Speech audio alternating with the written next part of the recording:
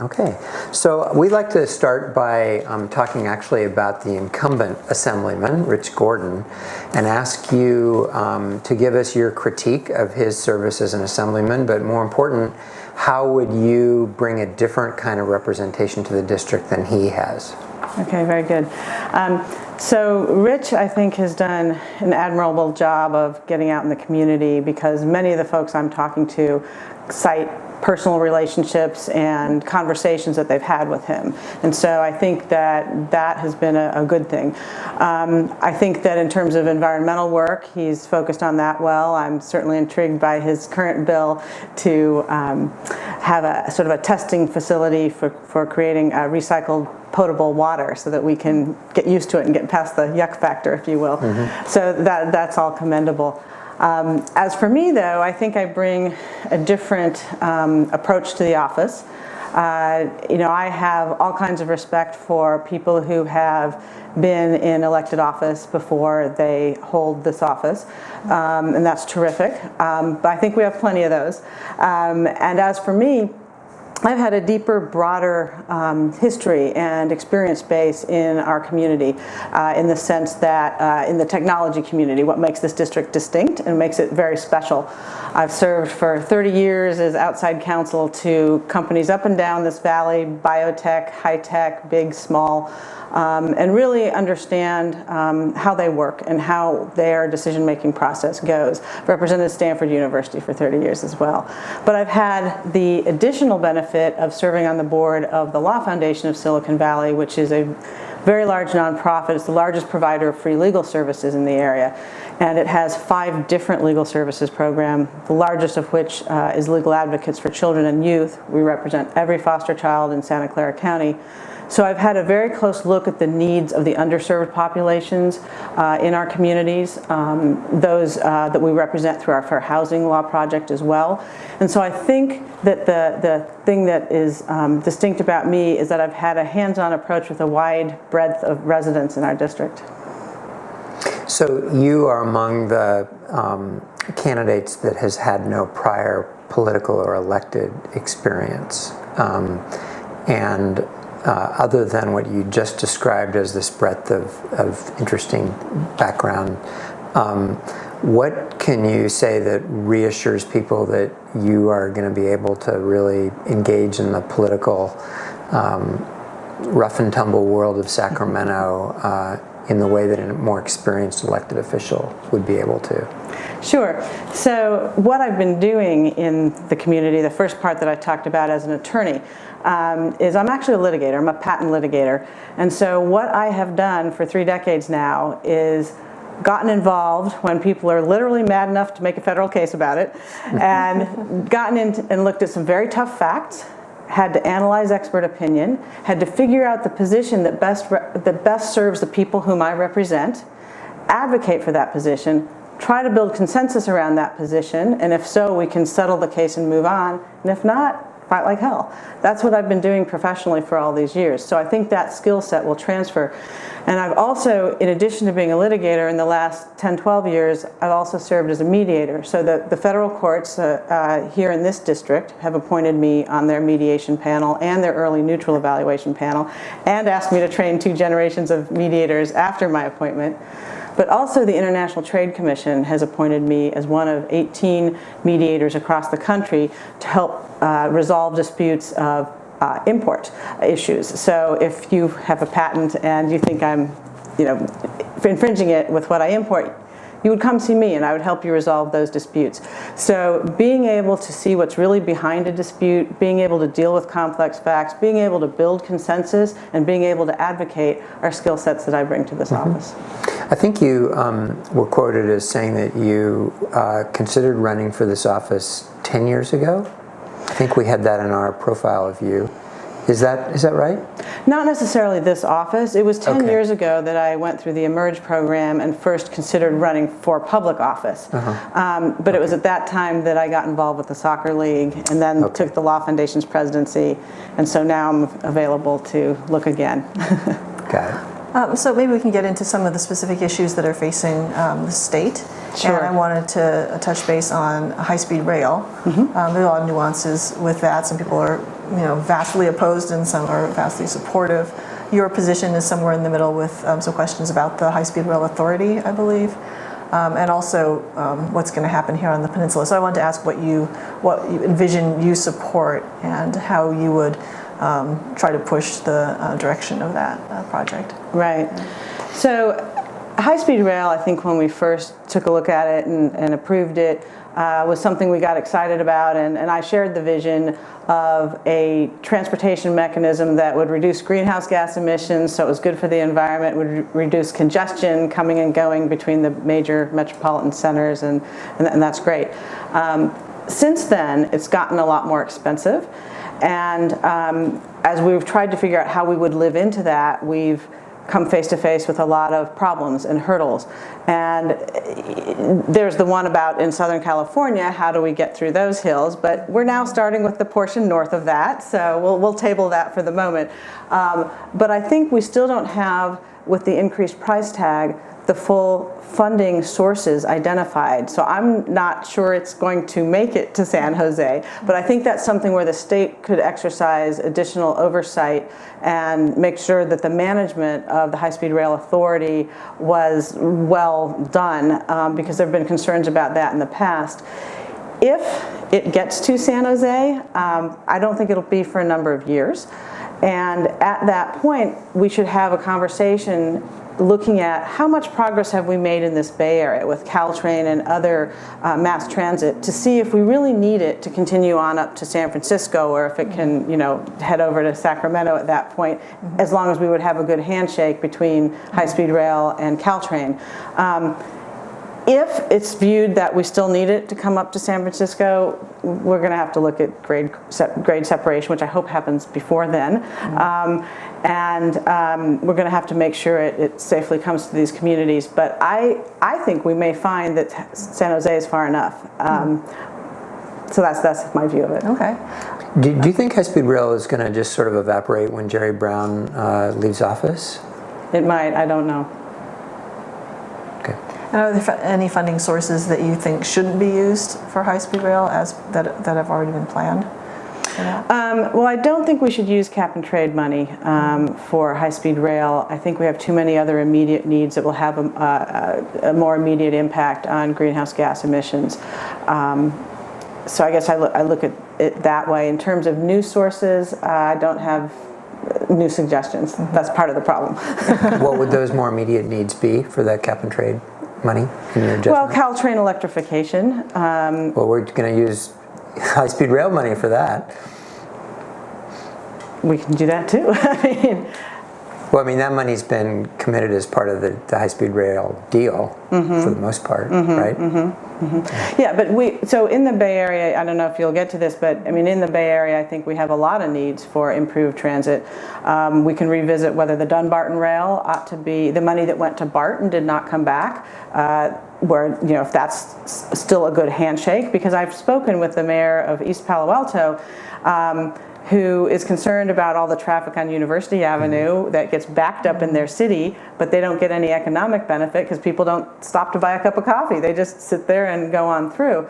And so the fact that people don't just travel north-south, but east-west as well, is one we could look at, and that might be a good source. Also, how the interface is with bus lines, bicycle, pedestrian pathways, all of those kinds of things. There's a lot of areas, but I think we need to look more holistically at the Bay Area transit system. So along with transit, the other issue du jour is housing and the pressures on affordable housing here in the Bay Area in particular.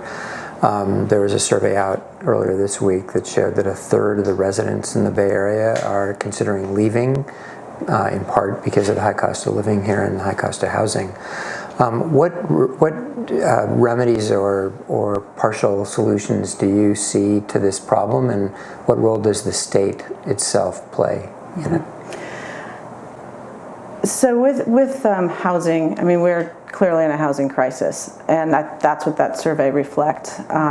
So people who are living here looking at leaving, companies trying to hire into the area and having people having trouble moving in, the children who are growing up here feeling like they can't live in the towns they grew up in. It all leads to this housing crisis.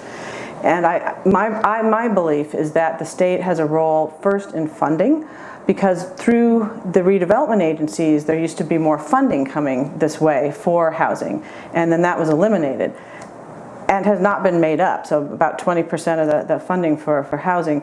And so to me, that's something where the state really should step in.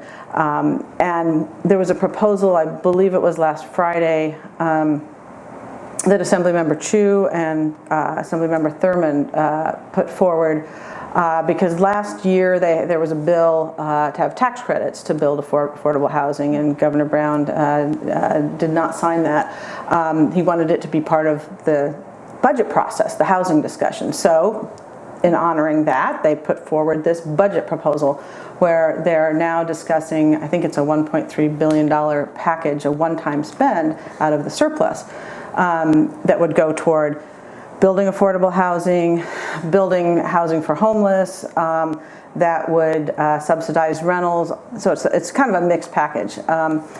And I think that's appropriate because it's sort of a catch-up payment for the missing RDA money for the last couple of years, but it's not a sustainable source. It's a one-time thing. So we still are grappling with a sustainable source to help fund housing, but I think that that's an appropriate role for the state to assume.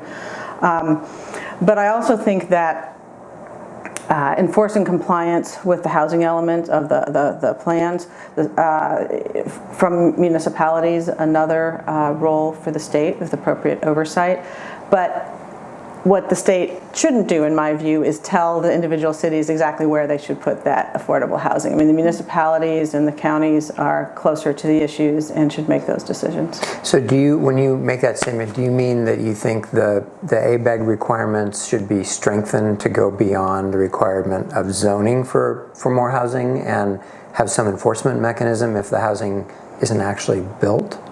Is that what you're suggesting? Well, whether it's ABAG or what the agency is, I guess what I'm suggesting is that if there are municipalities who aren't complying, there should be some mechanism in place that either some incentive for so doing, or I'm not sure that I would advocate a penalty. I can't articulate one to you right now what that would be, but I do think it has to have some teeth because it is a difficult thing to live into. Do you think it has any teeth now? The ABEG housing allocations? I mean, has it created more housing by virtue of what it expects of municipalities? I think it has, but I think that it's gotten sidetracked into this dispute of who should have to build what, and is their algorithm correct, and are we bearing more than our fair share and someone else less? Right. And so I think it's the kind of thing where we ought to be looking more at the result and a regional result, really, because it's a regional problem. Well, and that's the point of the ABAG allocation, of course. Mm-hmm. You described the housing situation as a housing crisis, and many have done so. I have not heard politicians describe the rapid development of new commercial office space that has led to the demand for housing to be a commercial development crisis. So why is it that we're only looking at the housing side of the equation and we're not addressing the tremendous expansion of commercial space that's actually bringing about the need to house more employees that are going to work at these companies? Mm-hmm. Yeah, I think some people are, and I think it's appropriate, but I think also what's happening is a lot of those decisions have been made, and now we're living with the after effects. So a lot of decisions to approve commercial development have been in place, and then along with that come the employees and the parking and all the other needs and demands on our resources. And now we're realizing that here we are in this situation, and one of the ripple effects it's had is the housing crisis. And so had we had more foresight, perhaps we'd said this could create the commercial development could create a crisis. But this is not a new thing. I mean, we go in cycles. We have surges of commercial development, and then that leads to the need for more transit and more housing, which then sort of ameliorates the situation, and then commercial development comes back again, and it's just an endless circle. And it just seems like it needs to be attacked from both ends, or all we're doing is just continuing the cycle. Right. Yeah. No. It's a balance, and what we hope is that we learn. We don't seem to as quickly as we would like, but that we could, when we start approving the next cycle after a downturn, we can say, okay, along with that, it would be nice to look at them hand in hand and say, right, and where are the people going to live? How are they going to get to work? I think part of the difficulty is that approvals often come from local entities, and the problems we're discussing now are more regional. The tax system favors the approval of development also. Right. And so you're solving one problem and creating others. And that's where I think we have to have better communication and management from a region, better cooperation from a regional standpoint. So, for example, with transportation, so if you open a new commercial office building here in Palo Alto and you employ some residents here and some can ride their bike, others will come from out of town and maybe it's close enough to drive without clogging up the highways too much. Others take Caltrain. Well, if they come up from Sunnyvale, let's say, and we have our new tax measure on the ballot in November, and we're going to do things and spend money on Caltrain, that's great.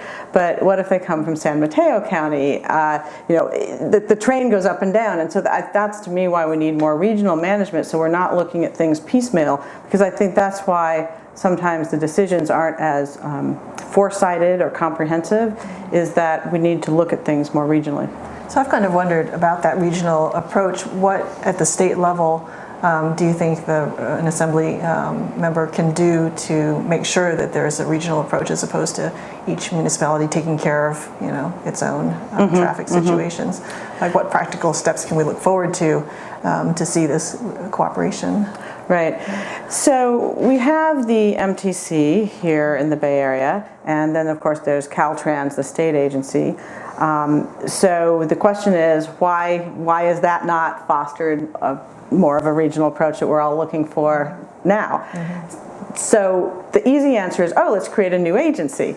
But I'm not going to jump right to that. I think we need to go talk to the members of the MTC and Caltrans and say, there's this in between that doesn't seem to be being handled, and the state would like to see that. And whether it's a third agency or it's some cooperative entity from the two of them, I would like to talk to the people actually in charge right now and get their thoughts on that. But we have to do something. And we have to do something from the state level, I believe, to encourage, foster, and reward the more regional approach to transit here.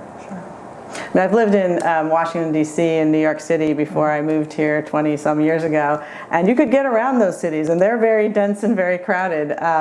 And we don't have similar transit systems here. Yeah, they've been planned for decades and working for decades. Another area that I think we want to touch upon when it comes to state control versus local control has to do really with public safety and surveillance of the public by law enforcement, how data is handled, how data is stored, who has access to that data after it's recorded. And I wonder what your thoughts are on any kind of state role in telling local jurisdictions how they should be using, whether it's police cameras, body-worn cameras, that type of thing. License plate readers. Yeah. Right. Yeah, I think generally with privacy, we have privacy versus security, and there's a similar push-pull there for the other kinds we've been discussing. And of course, after 9/11, it shifted more towards security, and we didn't worry as much about privacy. Now there's kind of pulling back the other way. Witness the debate over the Apple iPhone. So here in the Bay Area, and particularly in AD 24, the confidentiality of individual data is really the backbone of the technology industry, right? So being able to protect that is really a key to keeping that agency, that industry vital. When we get to government use of data, I think that we need to look at it the same way we would look at other types of data. So when there's a presumption of privacy about one's data, there should be the need for a warrant or other kinds of court order to get at it. And I think that certain kinds of collection mechanisms, the license plate readers, drones, all of these new things that create new ways of collecting data and cataloging it and aggregating it and sorting it and doing all kinds of things with it we didn't used to be able to do, create new privacy questions. And I know Senator Hill has been looking at this, particularly with the license plate readers. And I've spoken to him about it would be good to find some sort of privacy legislation, policy that is not so reactive to just this week's technology, but is a little more proactive about where do we draw the lines with body cameras or whatever it be. And it seems to me that data that one could get through other means but got instead through a technological means, such as a body camera or something like that, can be saved and used. But things where you're cataloging massive numbers of license plates and you're tracking somebody's whereabouts and those kinds of things should not be publicly available to people and should be protected. But it's difficult because it's case specific and you have to balance that. When you say shouldn't be available to people, do you mean that it's fine for government to collect that information as long as it doesn't share it with anybody else? Or what do you mean? Well, I don't think the government should collect that information just for the sole purpose of tracking us. For one, I don't think that's well, they're not going to say that's the sole purpose, of course. And in fact, there's a court case going up right now that where a municipality has maintained that all their license plate reading data are investigatory records and therefore exempt from the Public Records Act. And so that the California Supreme Court is going to rule on whether that's in fact the case, because it's hard to argue that those are investigative records when they're just being done on a broad scale. So that raises the question of, okay, then why shouldn't that data be publicly available, just as the body cam footage of a police officer employed by the public doing the public's work? So where do you draw those lines? That's a difficult question because I think there's two things. One, what should they keep and use, and then two, what should they make public to the rest of us to track? And I think that. And if they don't make it available to the public and the media, for example, then how do we know what they're actually gathering? How do we implement checks on what they're gathering, the practices? That what they're gathering is appropriate. Right.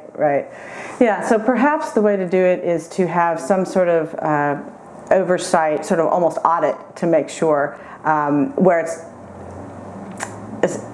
you'd have to figure out who could do that, because I don't think we want the government collecting all kinds of data about all of us that's then readily available to anyone who asks. That I'm not comfortable with that, and I don't think most people are comfortable with that. So we need to have some reasonable limits on that, so that there is still permission for appropriate investigatory practices. Obviously, we want robust police work. We all want public safety to be as robust as possible. But I don't like the maintenance of the records that are beyond that need, and the check to make sure. I mean, we don't necessarily check that they throw away their paper records. So I think there could be some sort of audit, but I don't think the way to do that is to have it be a public watchdog, because that just then goes and makes public a lot of data that I'm not comfortable with them collecting and presenting publicly. Well, then maybe we shouldn't be collecting it. And what do you do about private companies that have the same license plate reader technology that are out there gathering this information for private purposes? Right, and I'm not comfortable with them collecting all that. I'm not comfortable with the private companies collecting it and selling it, and I'm not comfortable with the public agencies collecting it for non-investigatory reasons. So I didn't make that clear before. But so legislatively, how do you solve the problem of the private company that's using the latest technology and is gathering this data themselves for their clients? I think that legislatively you can put forward a bill like Senator Hill has and proscribe that. So again, if it's an investigatory aid, if you have a licensed investigator, fine. But if you're mass collecting it and you're essentially tracking people, I think that the public would not be comfortable with that, and I think it's fair to outlaw it. Okay. We haven't touched upon education yet. I know that's one of your topics of significant interest. And pardon me, if I can just put a footnote to that, because a lot of these times I believe the license plate readers and stuff will follow people onto private property and they're in private commercial buildings. So it's a kind of thing where it's not just going down 101. Not that I like that either, but it's just I think there's a lot. You start to get into so many gray areas that I'm sorry. Yeah. We're going to touch upon education and. In higher education these days, it's just increasingly difficult for people to afford education through the state system, and it's impacted. And are there thoughts that you have as far as how we can make college more accessible and more affordable so that people don't come out with tens of thousands of dollars of debt that they have to work off before they even get started in life? I have a college-age daughter, so yes, we need to deal with it. This resonates, huh? Yes. Well, first of all, tuition is extraordinarily high, and the state picks up a much smaller percentage of the tab today than it used to at the UC system, for example. I believe it's around 30% instead of 80% or so. So right there, I think we need to increase our investment in the public universities. We have these world-class universities, and being good stewards of those is something that I believe would benefit all Californians. So increasing investment in them to lower the tuition burden would be, I think, an appropriate thing for us to do. But in addition to that, there are certain programs where along with education, I think the crisis isn't just at the university level. The K through 12 system is suffering too, and I believe we should find a way to incentivize good students to go into teaching, and especially teaching in areas where we don't find enough teachers.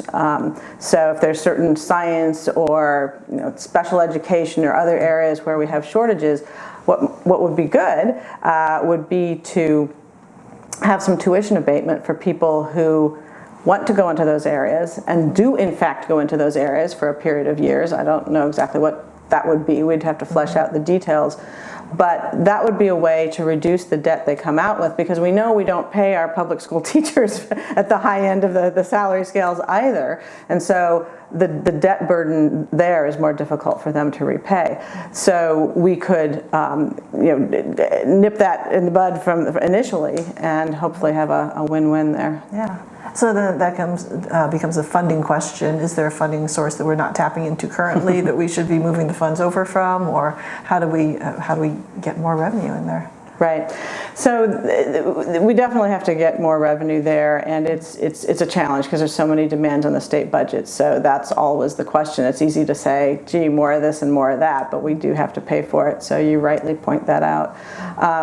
I do think that Proposition 30 funds, at least the income tax portion, should be continued. So that's not new relative to today because we do have them, but I did want to note that even though that was supposed to be temporary, and I hate to promise one thing and then we do another, I think in this instance it has not hurt the economy, it has not hurt the people who pay that tax, and so I believe that should continue.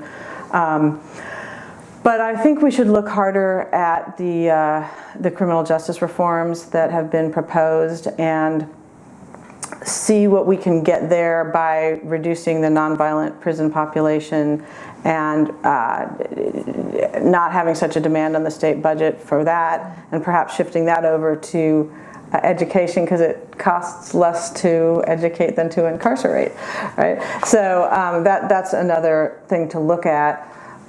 There's been a lot of discussion about the split roll for Prop 13 and whether for commercial properties there are different ways we can look at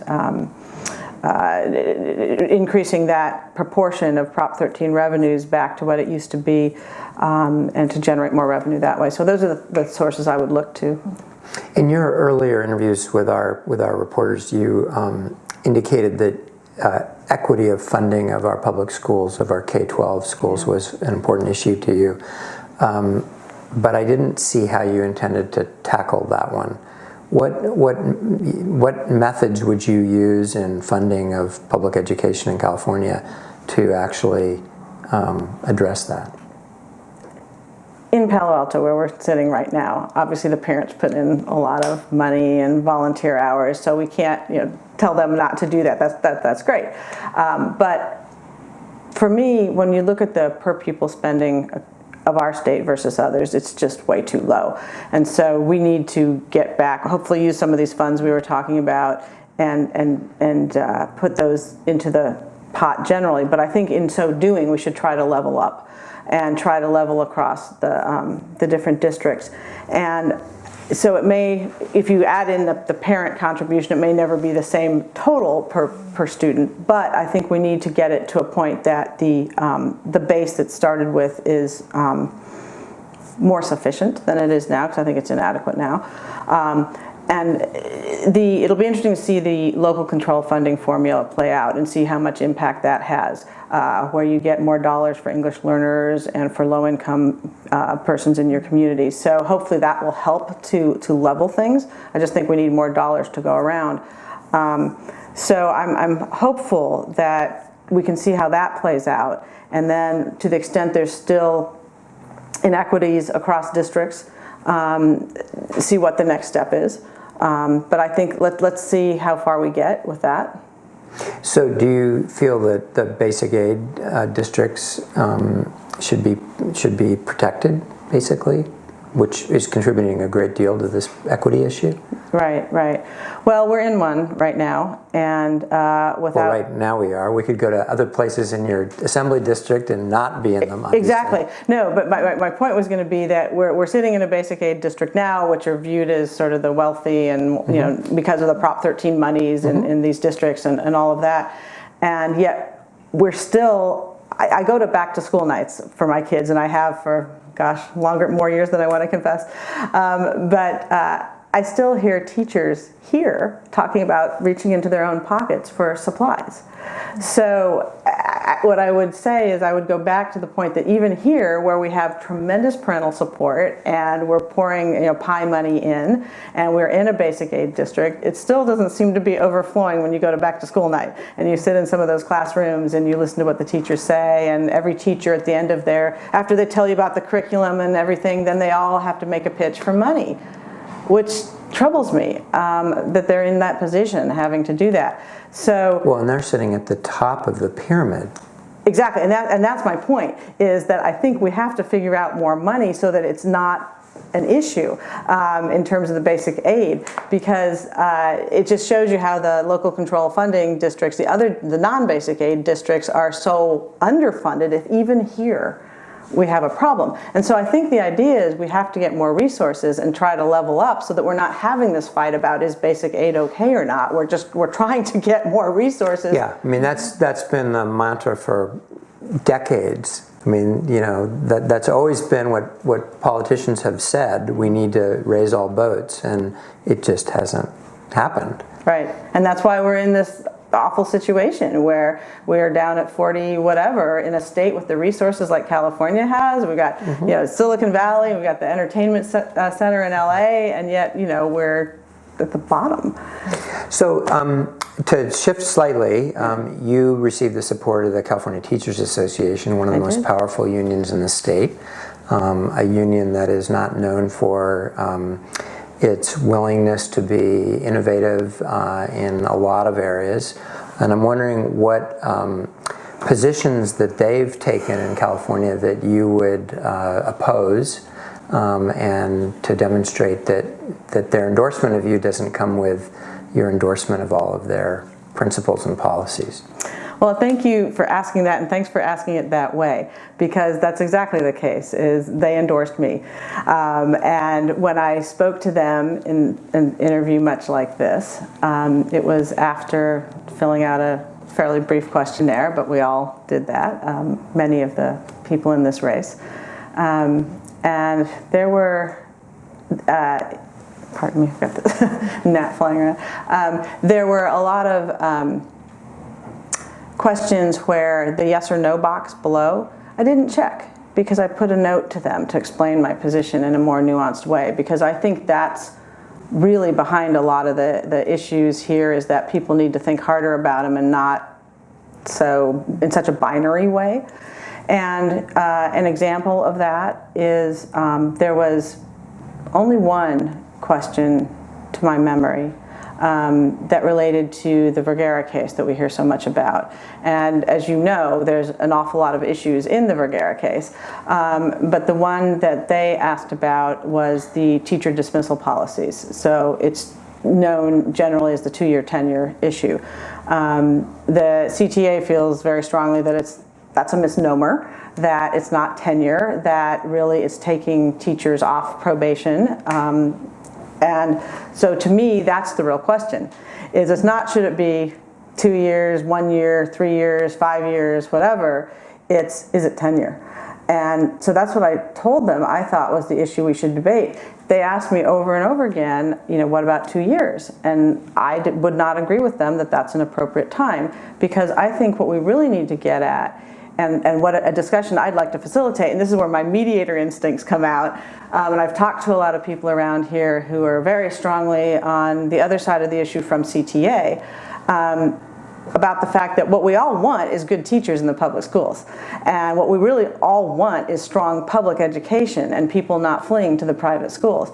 And what we need to do is to give students and parents confidence that the teachers who are performing well have job security, and if they're challenged, that they'll get a fair proceeding with due process before they would be dismissed, but that it's not such a high burden of cause that the time and the expense and the likelihood of dismissing a teacher who is subpar is virtually nil or is unacceptable. And that, I think, is really the problem. It's not just is 2-year tenure okay, it's really what's the process. And I do think that we have to have a difficult conversation, and CTA has to really look at why does everybody call it that. And I've expressed that to them, that I'd be happy to try to facilitate that conversation and see if we can get to the place where we have a process where people have more confidence that the teachers we have are the teachers we want and that we can really strongly support.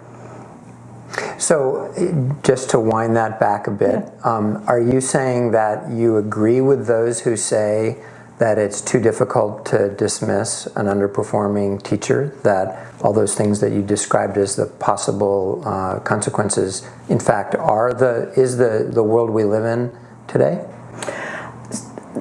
I need to figure out more about the process and what exactly the standard is to answer that. And that's what I told them. What I said to the CTA is, I want to understand what cause is. I want to understand how it's played out. I haven't gone and read the cases. I can pull them, but that's something I would probably do as a legislator. But you certainly have heard of how few teachers in California ever lose their jobs. Right. And so that's why I think we have to have the conversation, because not only are there a small number, but the public perception is that it's too small and too hard and too expensive and too long. That right there is a problem. Well, in this district alone, in the past 2 years, we've spent over $300,000 to get rid of just 2 public educators. Right, exactly. And that reflects badly on all teachers, and it's not fair to the good teachers. And that, to me, is why it's in CTA's interest to deal with this. And they are not listening to that argument. Well, I'll give it another go. So you mentioned the questionnaires. We're actually asking all the candidates to provide us with copies of the questionnaires that they provided, the answers that they provided in the response to the unions and other organizations. Mm-hmm. Are you willing to do that? I'm willing to give you what you want. I want to make sure that whatever I don't know what they've asked me in terms of agreeing not to, I don't think there is. Well, that would be that's just a lawyer and me checking whatever. Yeah, that would be interesting in and of itself if they've asked for that. But I don't think that's the case. So. Okay, so if you could send us copies of what you've given to the... To whom would you like? Which ones? Are there any particular ones or everything? Well, unless, I don't know how many you did, but we certainly want the labor union ones. And if there were some others, like, League of Conservation Vote or something like that, that would be fine too. But we're interested primarily in the public employee unions. Okay. Because there's all kinds of ones. There's Democratic Activists for Women's Now, there's NWPC, there's Sierra Club, there's many. Yeah. You can limit it to the unions if it's too much to... No, I was just curious what you wanted, because you may not want the... Yeah, and there's repetition obviously in those. But, right. Yeah, great. Okay. We probably are about wrapped up for time. Let's see if there's anything else that I want to make sure we asked. Well, since you're a lawyer, I'm going to ask you one last question, and that's about arbitration. I'm a patent lawyer, so is it an invention? Yeah, but you told me that you're a litigator, so you know all about this stuff. There is an effort underway by the trial lawyers in California to eliminate the ability for an employer to engage in arbitration clauses, to use arbitration clauses to resolve conflicts on employment matters. This has become a widely used practice. It's sort of the best practice now for employers to essentially make it so that issues that arise are resolved through binding arbitration as opposed to a typical court proceeding where you've got a lot of frivolous lawsuits, frankly, that have occurred historically. Do you have a position on arbitration agreements under those circumstances, whether they should be outlawed or... Tell me more about which type of employment dispute. So is it a working condition? Is it getting fired? Is it not, well, anything that's not getting promoted? Any worker safety issues obviously are governed under different state laws, and there's a state interest involved. But just the typical issues relating to termination and other employment conditions and things, the kinds of things that are in a personnel manual that any company would have. And you're describing it as a best practice based on?